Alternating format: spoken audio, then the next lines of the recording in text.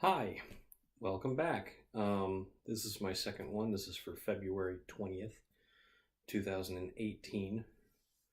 Um, I'm Eric Spornitz, and this is my daily video log.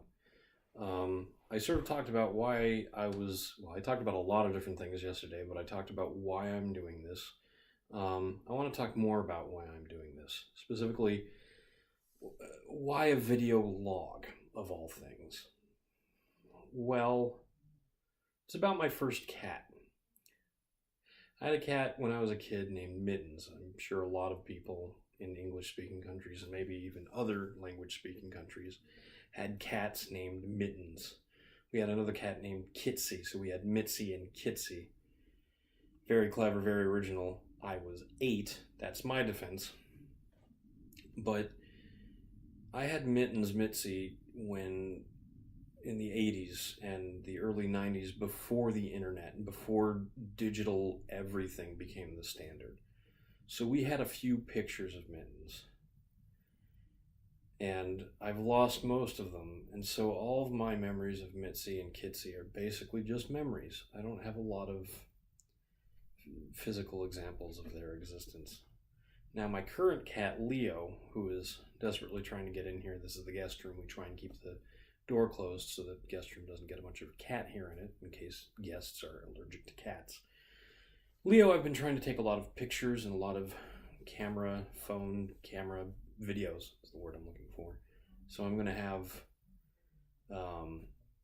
evidence of him after he passes away.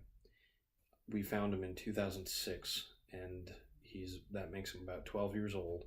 So he's well past middle age for a cat, and he's he's in middle age for a cat. He's very quickly approaching old age. By the time he's 16, he's going to be very much like a geriatric human. He's very healthy right now. I have no fear that he's going to pass away tomorrow, but he's recently stopped eating the wet food that we like that we've been feeding him because he doesn't like it. Cats are picky, and I wonder exactly how long he's going to keep living. So I try and take as many pictures of him so I have something to remember him by after he's gone. And this video log is sort of the same thing, but for me. That's sort of morbid. It's a bit macabre, isn't it? But I mean, let's be honest. What this is, more than anything else, is a midlife crisis. I'm turning 40 in 3 years. If I do this every day for the next 365 days, I'll hit my 38th birthday in 361 days. So I just want to have something to sort of remember this year of my life. I don't know if this year of my life is going to be special or not. I don't know if anything supremely interesting will happen. I'll talk a little bit more about myself. On top of being 37, I'm obviously a white male. I am not something else trapped in a white male's body. Generally, I think I'm a white male trapped in a white male's body. I'm a energetic white male trapped in a very tired body. How's that? I self-identify as somebody that's much happier than I actually am. My nickname at work has been Grumpy Cat or Grumpy Fedora Cat because I wear a fedora all the time. I am very modern, or I try and be very modern, but I have an old-fashioned sense of style, I suppose, so I like fedoras. I'm not exactly what do they call it? A hipster, the doff my hat to you, milady type. I do actually do that with the hat when I go out on walks, because when I go on walks, I see a lot of older people, and they just sort of smile and appreciate that I'm smiling and being friendly, which is something that they probably don't get a lot of around here. I live in the Pacific Northwest. I actually live in the greater Seattle area. I'm not telling you exactly where. But the Seattle freeze, I've heard some people describe it, the attitude of people, the attitude of Seattleites, as being cold and distant, and there's definitely some truth to that. We live in an area that has a very temperate and wet and gloomy yearly average climate, and it does seem to sort of affect people, and we're sort of insular. we're private. Like I said yesterday, I'm sort of a private individual when it comes to doing stuff online, which is weird that I would create videos of myself and put them up publicly on the internet. But again, just because I'm private doesn't mean I don't like having other people or talking to other people, and I don't mind other people seeing me exactly as I am, not putting on airs. This is just me. And I write a lot. I think I talked about writing a book yesterday. I've actually written two. I wrote a novel when I was in high school for a senior project, and it was terrible. It was really bad. I think when I was in high school, the movie Blade, the vampire movie, the Marvel comic before they had Marvel comic movies, vampire movie, and I basically wrote that as a book, but replaced all the vampires with dragons.